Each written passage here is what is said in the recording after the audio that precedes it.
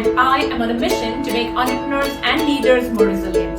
Welcome back to my Bridge the Gap video series, where I will share tips and actionable insights on how you can build your sustainable resilience.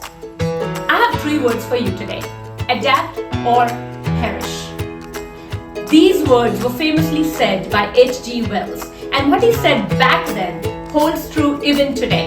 We need to adapt to the ever-evolving, ever-changing circumstances and situations around us. Someone once asked me, in order to truly succeed, do you need to go through the pain? And the answer to that is a definite, resounding yes. You must go through the pain. And you may wonder, why is it really necessary to go through the pain? Can't I just anyways do it, even if I don't have to face the challenges? The way I look at it is this: if you have not faced any challenges or any obstacles, I may really bring into question, have you pushed yourself enough? Have you done enough to really think out of the box, to really challenge yourself? Maybe you don't need to answer that right now, but think about it, reflect on it.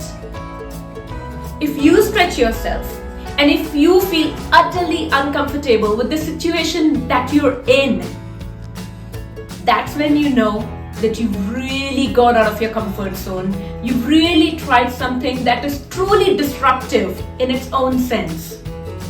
At times like these, it's easier to give up. It's easier to say, that's it, I'm done. So the choice is yours. Either you will be the ostrich that buries its head under the sand, or you will come out stronger on the other side of the challenges that faces you. The only image that comes to mind right now is that of a raging bull. So are you going to be that raging bull, or are you going to be the ostrich that will bury your head under the sand when there is trouble approaching, when the challenges are coming, when a storm is brewing? What choice do you make? Would you adapt or would you perish? Adapting to any situation, it takes one essential skill, and that is to build your resilience. The way I look at resilience, it's about emerging stronger on the other side of the challenges that you faced. So the question remains, would you adapt or would you perish? What I've typically seen is that our resistance, it stems from one place. The reason why we don't take on those challenges is because we fear. We have this fear of the unknown. Sometimes we know what challenges we are about to face, and we make a plan, we create a strategy around it, but not always. So there is this gut-wrenching fear which stops you, which tells you, no, don't go ahead, there is danger. Maybe it's just the unknown that worries you.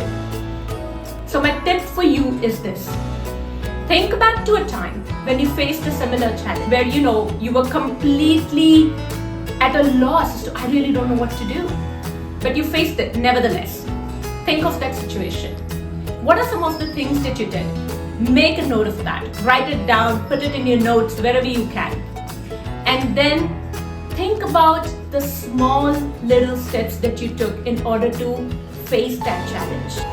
Write down the positives, whether they were big or they were small. What action steps did you take?